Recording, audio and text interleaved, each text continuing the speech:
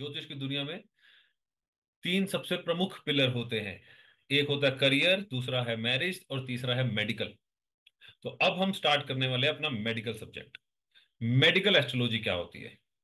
क्योंकि ये एक बहुत ही इंपॉर्टेंट चीज है। अगर आप कभी थोड़ा ध्यान से नजर मारो ना दुनिया की तरफ, तो पता चलेगा मेडिकल के केसेस बहुत ज्यादा है। किसी हॉस्पिटल में जाओ, पता चलेगा क्या हाल हो रहा है मेडिकल में। कोरोना के टाइम पे तो आप सबको पता ही है कि क्या हुआ था। तो ये एक इंपॉर्टेंट सब्जेक्ट है ज्योतिष का, और ये पता होना चाहिए, क्योंकि ये एक ऐसा सब्जेक्ट है जिसमें आपको ज्यादा एक्यूरेसी चाहिए। क्योंकि यहां पर डायरेक्ट इंसान के अपने हेल्थ की बात। करियर में क्या है, आगे पीछे आ भी जाएगा तो कोई टेंशन नहीं, 2 महीने बाद जॉब लग जाएगी तो भी चल जाएगा। हेल्थ में 2 महीने बाद नहीं चलेगा, मे बी इस 2 महीने में उसका बहुत बुरा हाल हो जाए या निपट जाए। राइट। तो आपको इसकी एक्यूरेसी ज्यादा रखनी है, इसको बहुत गंभीरता से समझना भी है, और एक एक करके ही आगे बढ़ना है। रूल्स अपने वही हैं जो हमने आपको स्टार्टिंग में समझाए थे। किस पद्धति से हम देखते हैं, वो जो हमारी थीम चलती है, 1 2 3 वाला रूल, वो लगेगा ही लगेगा। तो हम समझेंगे अब प्लैनेट वाइज हर प्लैनेट को कि वो हेल्थ में क्या बताता है। अब हेल्थ क्या है? हम, हमारा शरीर। तो हमें हर प्लैनेट को अपने ही शरीर में ढूंढना है।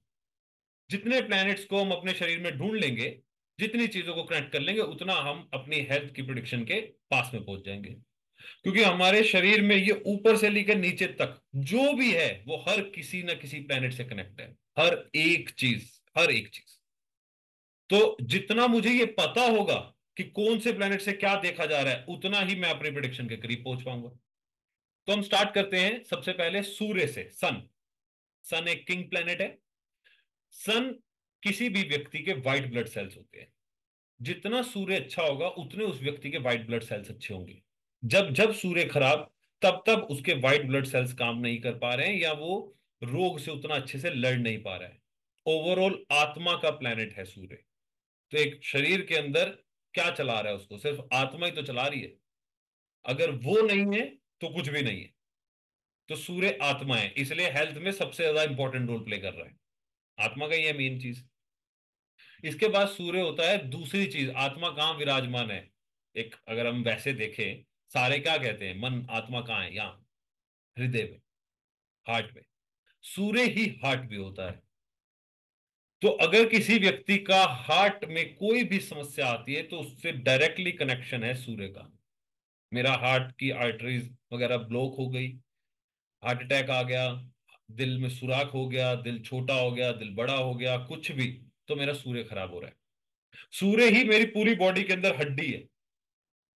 कोई भी हड्डी, कहीं की भी हड्डी, वो सूर्य की ही हड्डी होती है। उसके बाद उसमें दूसरा प्लैनेट कनेक्ट होगा। अगर मेरी टांग की हड्डी है, तो वो मेरी शनि भी कनेक्ट हो गया, क्योंकि शनि टांगे होती है लेग से। ठीक है।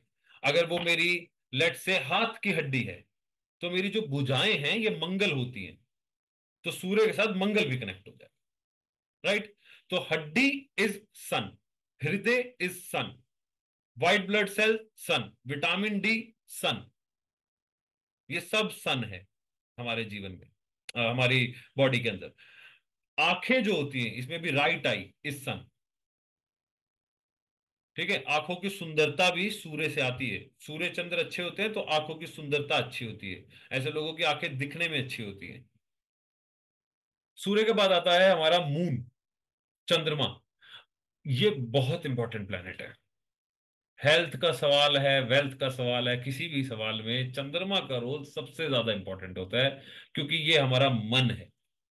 अब वो जो आत्मा बैठी है, जो हृदय में बैठी है, उसके अंदर एक और चीज होती है, मन, जो दिखता नहीं है लेकिन वो होता है, और वही मेन होता है।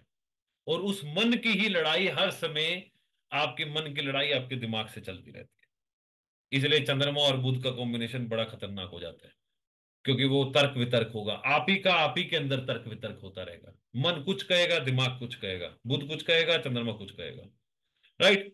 सो मेरा जो चंद्रमा है, ये मेरा मन है, और मेरी बॉडी के अंदर लिक्विड इस चंद्रमा, क्योंकि चंद्रमा एक लिक्विड प्लैनेट है। तो सबसे ज्यादा मेरी बॉडी के अंदर खून है, जो कि डायरेक्टली मास से कनेक्ट होता है। ठीक है। इसके अलावा भी मेरी बॉडी के अंदर पानी होता है, जल होता है, पेट में है, एसिड के रूप में है, या कैसे भी है।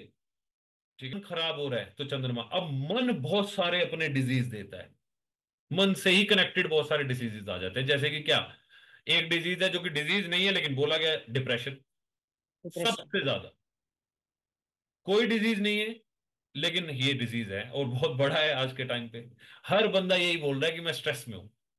जिस व्यक्ति का चंद्रमा ठीक नहीं है उस व्यक्ति के अंदर भी ठहराव नहीं है और उसका मन भटकता रहता है। वो जिस जिस प्लेनेट के साथ कनेक्ट होगा वैसा वैसा मन भटक जाएगा।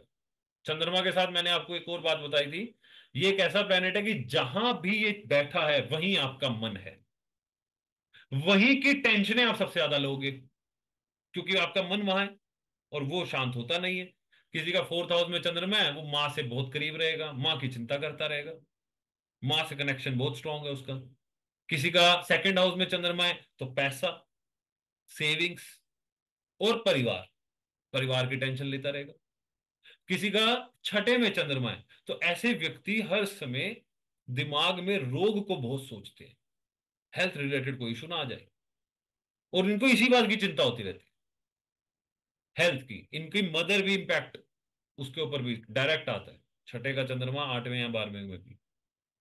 सो चंद्रमा हो गया हमारा क्या, चंद्रमा हमारा मन हो गया, हमारा बॉडी का लिक्विड हो गया।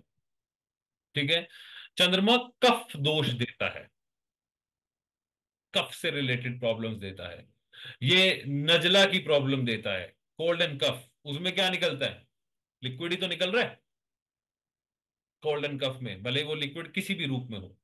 चंद्रमा मन की शांति है ना, तो सुकून से हम एक काम करते हैं पूरे दिन के अंदर, 24 घंटे के अंदर, और वो क्या काम होता है, सोना, नींद लेना। चंद्रमा नींद है, अगर चंद्रमा खराब है तो नींद खराब।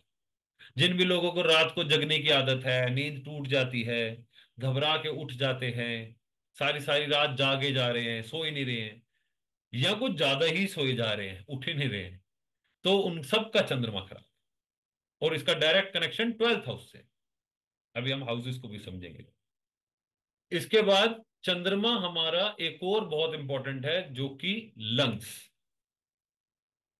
हमारी ये जो सांसें हैं ये जा तो लंग्स में ही रही है ना, और हमारे लंग्स, हमारा 4th हाउस ये भी चंद्रमा का ही है। तो जिस भी व्यक्ति को लंग्स की प्रॉब्लम आई तो यानी कि उसको चंद्रमा की प्रॉब्लम आई।